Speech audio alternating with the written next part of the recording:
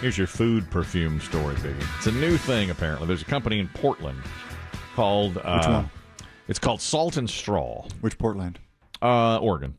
And they have introduced something called culinary perfume. It is a spritz that you can spray on different items, and you get different types of spritz that is supposed to bring out the flavors of the food. So you might spray... Wait a minute. Mm-hmm. So you spray it on your broccoli or your chicken breast? Yeah. Or under your armpits? On your... Not the armpits. The food itself. Never mind. Now, they do ice cream. There's an ice cream company and for the Pacific Northwest.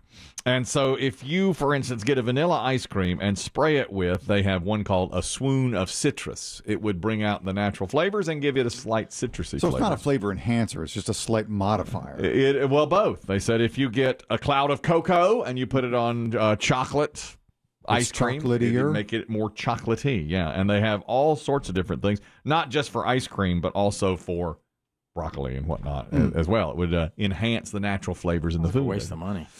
Yeah, but they say it'll be the next big thing. They say that it just makes foods more vibrant and taste better if you spray it with a certain spritz, and that restaurants may offer it. It's been approved by the FDA, of course. It's under review right now. Is it better for you than salt? You know, some people have to watch their salt.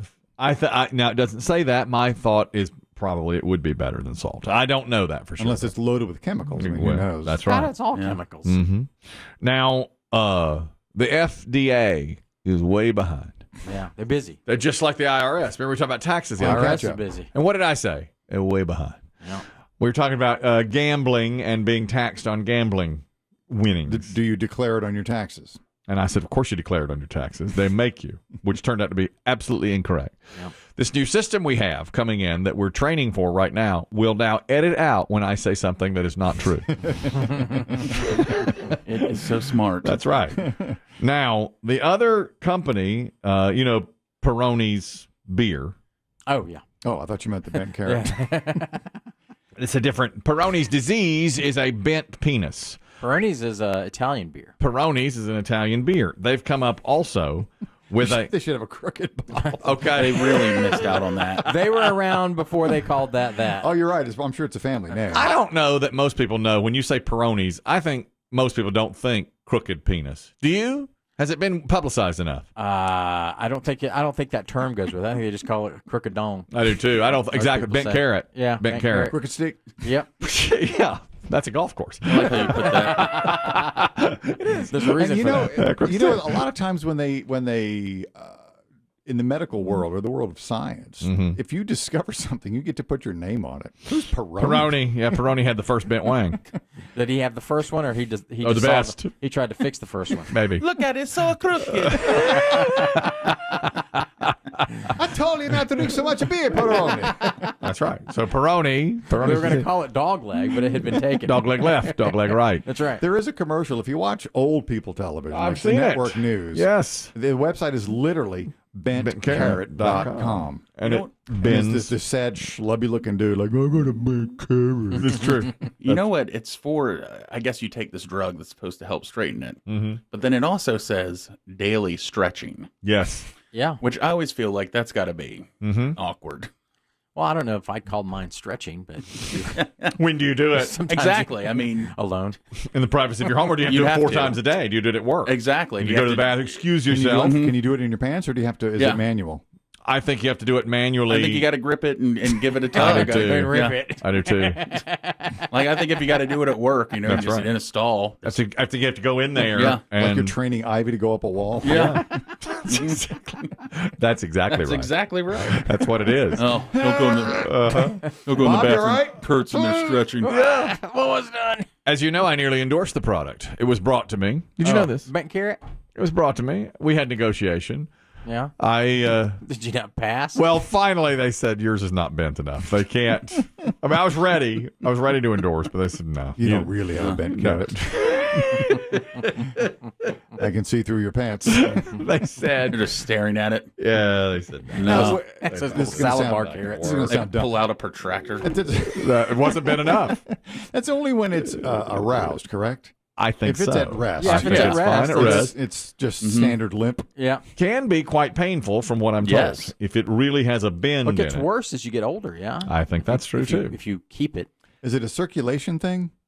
I think it's Or a tissue they call it thing. Perronie's disease. It's tissue. I think it's tissue. I think you Or yeah. muscle, whatever's in And it. I do think it gets worse as you get older. But there's this, but listen, a slight curve is natural. It's fine. A slight curve. A fade or a slice? Well, I have a slice because I'm left-handed. I'm lefty, so I've got. I mean, I wouldn't call it a slice. I'd call it more of a maybe A hook? No, a hook would be going, the other way. the other direction. Maybe a fade. It just I bet be a that's little fade. one of the last things a man will go to the doctor for. agreed. I think they go to. I think that's a couple that does that. I think you'd go for erectile dysfunction before you'd go for that. for sure. Without a doubt. Yeah. RC is talking about where Perronie's disease comes from. RC, go ahead. Yeah, it comes from scar tissue. And when Biggie talks about stretching, they want you to use a penis pump to do that with. Well, they do. Have you experienced this? Oh, yeah. And have you had the issue fixed, it corrected? Well, I went to have the surgery, Mm-hmm. and it was so astronomical, the insurance wasn't going to pay for it because it was out of network. Okay. And how did you injure yourself? Why did the scar tissue build up? Just build up over time, or was there an event? I broke it. You did. Well, we've heard of that. We've heard of that before. Broke it in sexual relations. Yes, sir. Yeah, we've heard of that happening. God, that's horrible. That is terrible. And do you still have a lot of pain associated with it? No, I didn't have any pain to begin with. Really? Interesting. Yeah, I just couldn't get an erection, a full hard-on. Mm-hmm. Because of the Perronie's.